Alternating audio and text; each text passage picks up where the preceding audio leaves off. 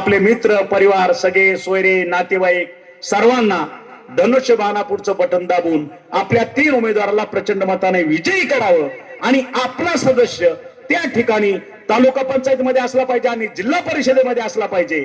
त्याचं कारण एक आहे, आता होणाऱ्या जिल्हा परिषदेमध्ये अध्यक्षपदासाठी झेडपी अध्यक्षासाठी बरेच नेते मंडळी बऱ्याच नेते मंडळीच्या सौभाग्यवती गुडघ्याला बाशिंग देव पाण्यात घालून बसलेले आहेत, हे सगळ्यालाच माहिती आहे।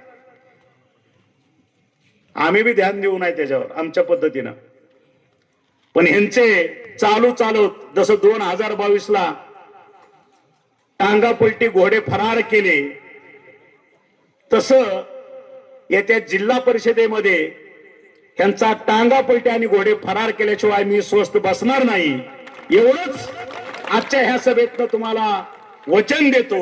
आतापर्यंत फक्त राजकारणच केलं। कुठलं राजकारण? माझा बाप आमदार,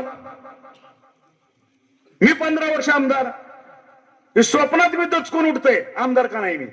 आला का तुझी गरज नाही आता? तू केलंच नाही काय 15-25 वर्षात? हा तरुण पोरगा कसा स्वीकारेल? त्याला काय देणं घेणं? तुझा बाप आमदार होता का खासदार होता तू काय होता? माझा आज तरुण विचारतो, माझ्यासाठी काय? माझ्या रोजगाराचं काय?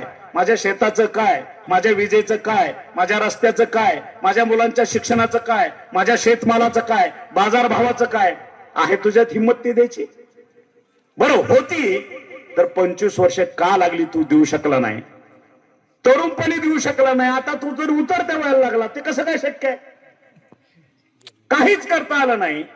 वारसा आहे म्हणून माझा हक्क आहे, हे रजाकाराची औलाद आपल्याला परत येऊ द्यायची नाही त्यानं।